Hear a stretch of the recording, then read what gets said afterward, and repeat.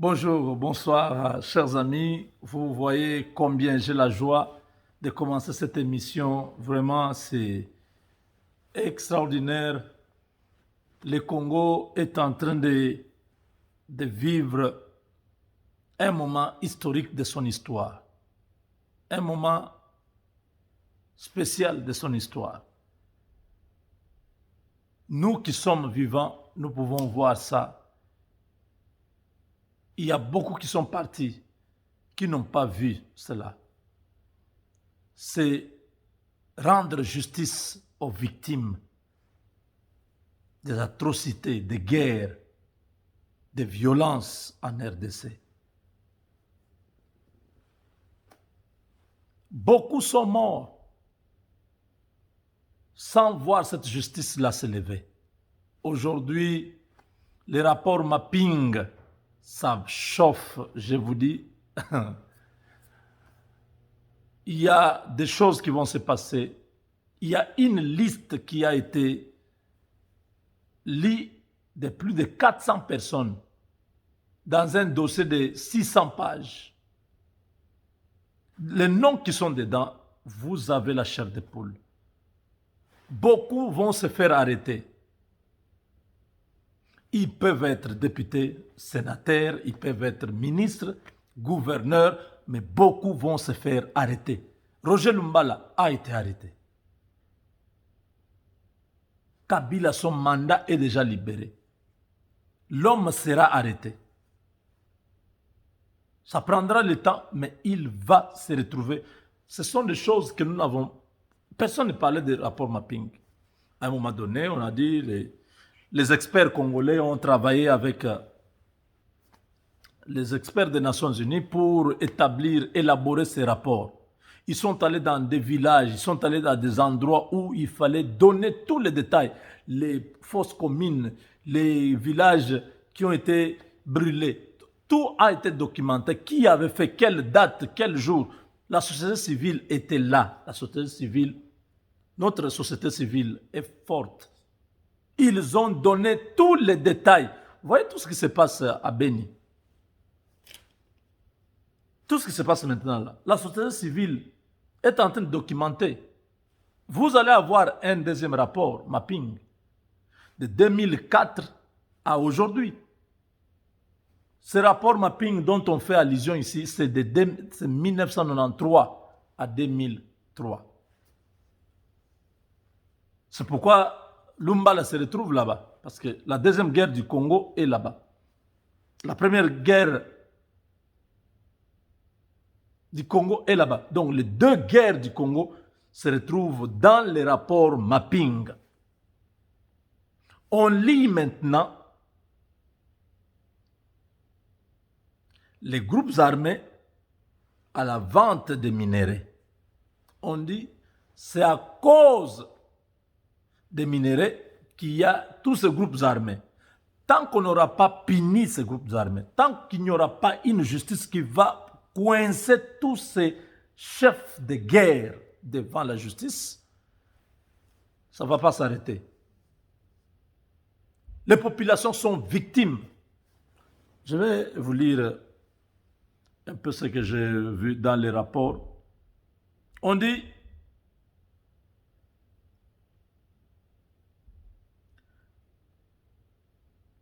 le rapport de l'ONU met en évidence le lien entre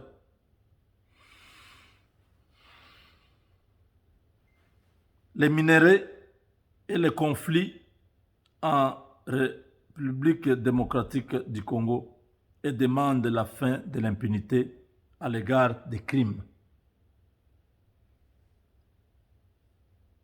Vous avez compris, il y a un rapport, il y a un lien entre les minéraux et les conflits.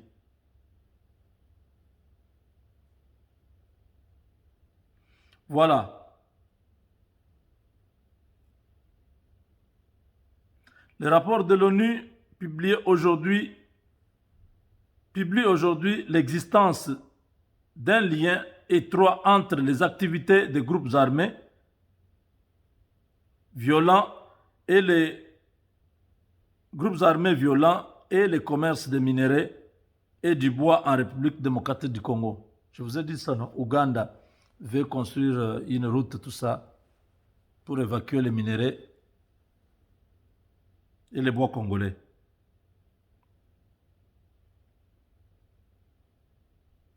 Donc là, Global Witness mène une campagne depuis plus de 10 ans sur le thème du conflit congolais, appuie fortement l'appel lancé par l'ONU visant à rendre justice aux victimes. Ça, c'est quelque chose que nous attendons.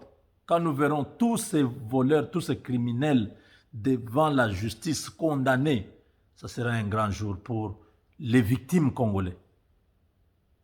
Le rapport du Haut-Commissaire des Nations Unies aux droits de l'homme consacré aux crimes commis au Congo de 1993 à 2003, divulgué en août de manière non officielle, décrit les mesures devant permettre d'exiger des comptes aux auteurs des crimes les plus graves.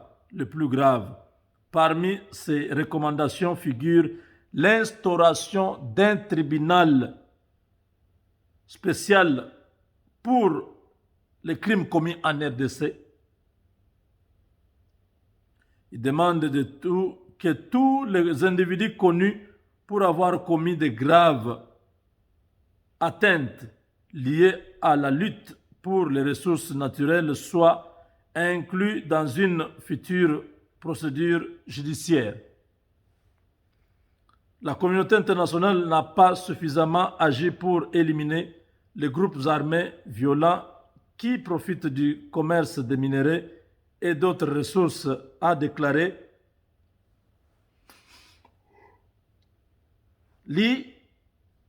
Lisa Person, chargée de campagne sur le Congo pour Global Witness.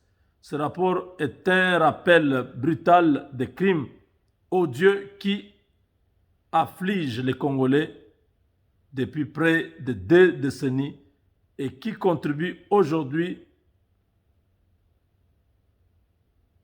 dans la perpétuation des crimes. Il dénonce avec éloquence la nécessité de rompre les liens entre le commerce des minéraux et la violence et d'exiger des comptes aux individus et aux entreprises. Les multinationales, ils sont déjà dans les rapports mapping, donc ils ne vont pas s'échapper, comme vous l'entendez là. Une multitude d'abus ont été commis à l'encontre de la population locale lors des combats auxquels se sont livrés des groupes armés afin d'obtenir le contrôle des mines et des voies de transport lucratives et de maintenir leur position par rapport aux intérêts. Les rapports mettent en évidence des cas de meurtres, de viols en masse, de travail forcé et de torture. Les groupes armés se sont servis de bénéfices considérables tirés du commerce des ressources pour acheter les armes et financer leurs activités. Les groupes armés continuent de se disputer les mines de l'Est du Congo et aujourd'hui encore commettent des atteintes à l'encontre des civils dans les zones minières, comme Global le signale dans son compte rendu de la manière dont l'ancien rebelle désormais intégré dans l'armée nationale retire des millions de dollars par an du contrôle de la plus grande compagnie d'or et de wolframine, minerais de tungstène, font également l'objet d'une lutte violente qui implique différents groupes rebelles et unités de l'armée nationale, bien que des éléments prouvant constamment que des groupes armés encaissent des montants considérables grâce au commerce des minerais. Les mesures pour venir à bout de la militarisation des mines ne sont pas encore parvenues à résoudre les problèmes.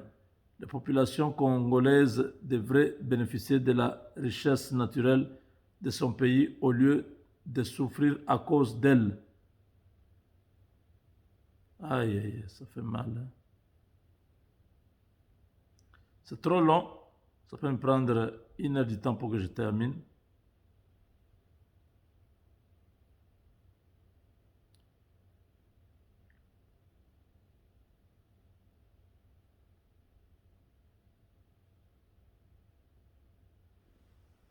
C'est trop long, on ne saura pas lire le tout. Il y a beaucoup qui est dit ici.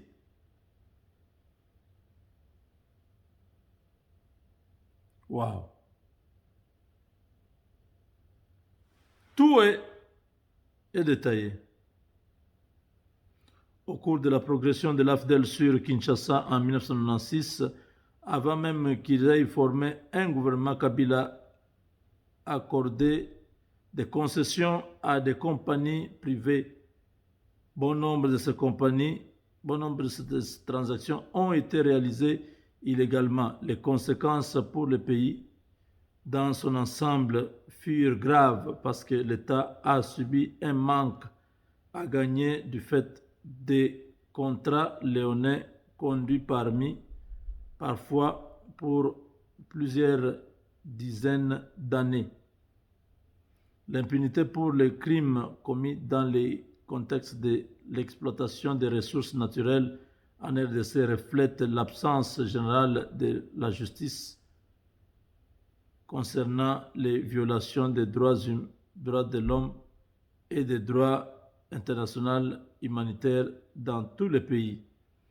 L'affaire Kilwa a démontré les difficultés à prouver la responsabilité juridique des entreprises privées, même lorsqu'elles fournissent des armes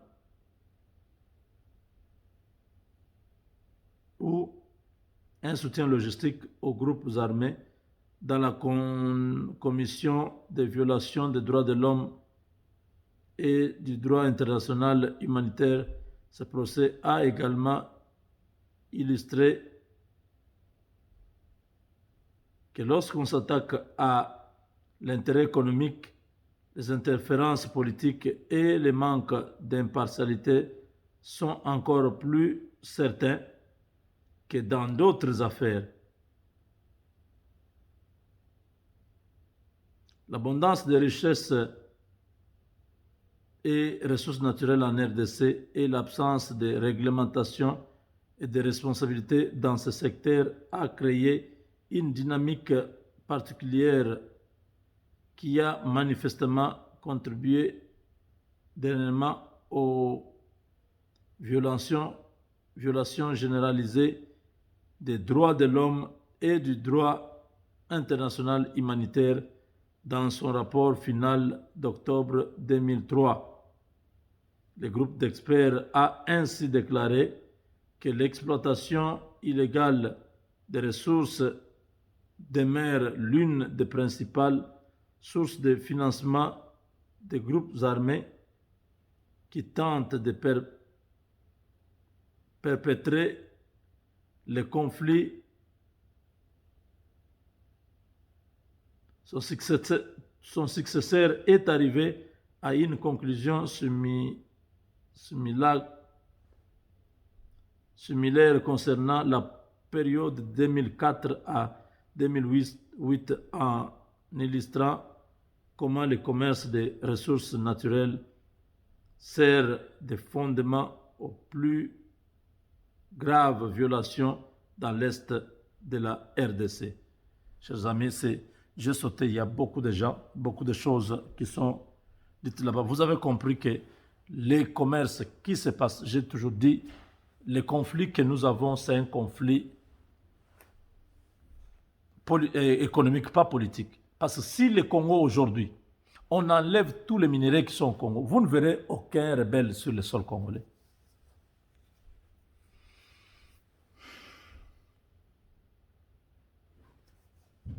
Ils sont là parce qu'ils ont besoin des minéraux congolais. Si les minéraux congolais disparaissent du sol congolais, vous ne verrez personne. Donc, nous avons une guerre qui peut être évitée. On n'a pas besoin de mourir pour nos minéraux.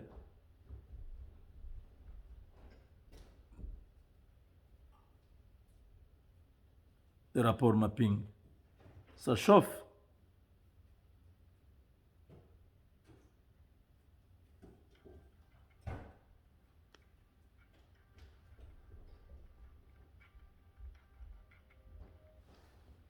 Attendez, je vais mettre ça.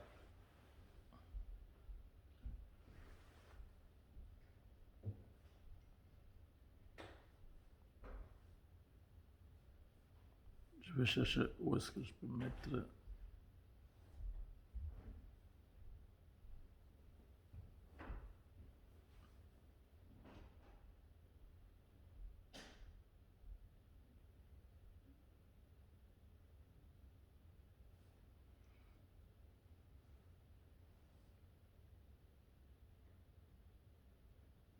Ah, il n'y en a pas ici. Je pouvais transférer ça facilement ici, mais je n'ai pas la possibilité.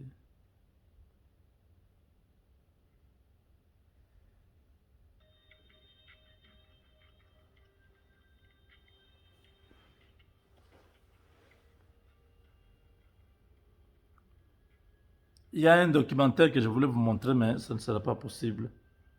On va peut-être faire ça prochainement.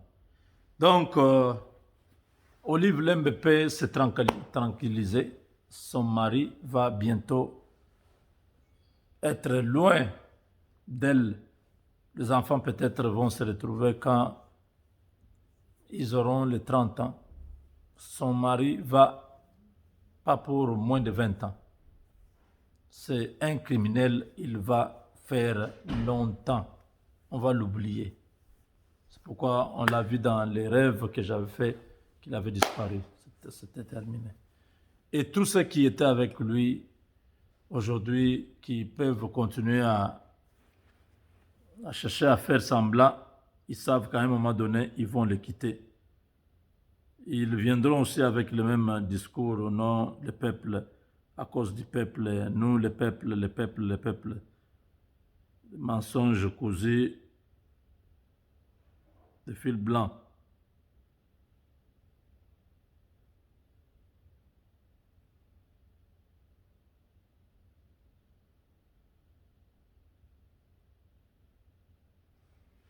Une motion de censure contre le Premier ministre.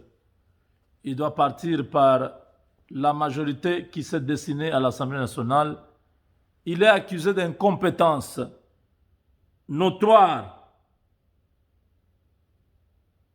Donc le député Daniel Mbao est à la manœuvre pour faire tomber les derniers survivants du Titanic FCC. C'est Ilunkamba, parce que tous ont abandonné. Moulania n'est plus. Moulania n'est plus au FCC, il a abandonné le FCC. Moulania a quitté le FCC, donc c'est... Moulania ne veut plus entendre parler du FCC. C'est Chibanda qui tente de colmater les brèches, mais c'est trop tard. Ils sont bandés, ils ne voient pas, ils sont aveuglés. Moulania a quitté le FCC. Moulania ne croit ni en Dieu ni à Satan. Il est, lui, là où il est. Son petit français, le professeur d'université là, chôme maintenant. Il est pâté, tous ces kabylistes venus là-bas. Maintenant, son français chôme parce qu'il n'y a personne qui a besoin de ça. Il est seul. L'homme qui était au milieu de 500 députés, aujourd'hui, il se retrouve seul. Personne ne l'écoute, personne ne peut prendre ses ordres. Il commandait, c'était lui le coordonnateur de la plateforme. Mais aujourd'hui, il est seul, réduit à lui-même avec sa femme et ses enfants. Je ne sais même pas si il a une famille.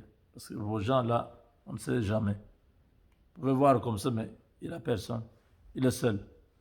Ah! Yeah, yeah. La femme peut être partie déjà aux États-Unis, on ne sait pas. Chers amis, c'est le Congo, hein. L'école de guerre déjà en place avec ses animateurs. Chef de l'État a nommé. Kabila va aller ressusciter au Katanga un parti moribond, MSR. Je dis, MSR encore. Pour aller où? Oh, l'initiateur. L'initiateur. Même quand quelqu'un ne veut plus de vos titres, vous continuez à lui donner quand même les titres. Hey.